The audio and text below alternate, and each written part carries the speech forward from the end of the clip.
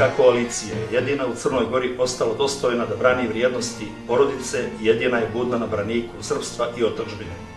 Transparentan je naš stav o zabrani gej parade u Crnoj Gori u narednih 100 godina. Svjedoci smo kampanje koju ovih dana vode neki opozicioni talenti projektovani od centara moći samozvane pravoslavne crkve u Crnoj Gori. Isti ti centri moći iz takozvane pravoslavne crkve u Crnoj Gori su prije par godina javno saopštili da nemaju ništa protiv promjene pola pojedinca, što je naravno kršenje kanona i dogmata saborne i apostolske crkve.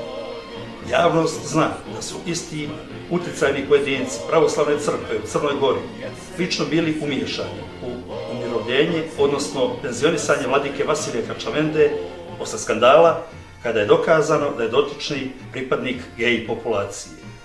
Isti su učestvovali u skrivanju istine o još jednom gej vladici iz Vranja, Pahovnje. Pa se pitamo zašto oni koji licemerno pristupaju ljudskim dušama na golubijim nogama sada imaju potrebu da preko svojih opozicionih marioneta navodno dižu glas protiv onoga o čemu su i sami godinama ćutali.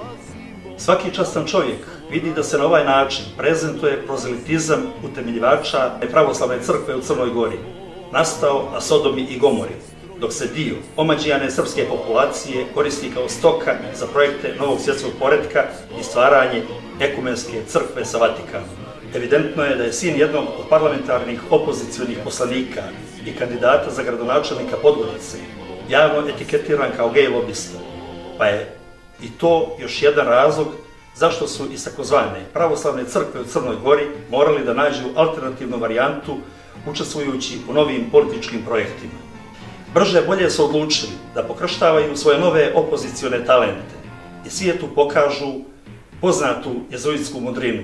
Samo slijepac ne vidi njihovu umiješanost u politiku od koje Srbi nemaju koristi.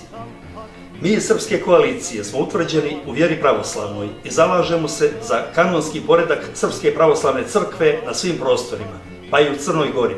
Svi koji su podvižnički u postu i molitvi, uz to i antiekumenisti, opasno su pomenutim centrima moći ili nemoći takozvane pravoslavne crkve u Crnoj Gori.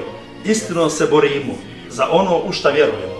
Naš rat je duhovni, a oružje nam je istina, jer hoćemo da se Srbi pitaju.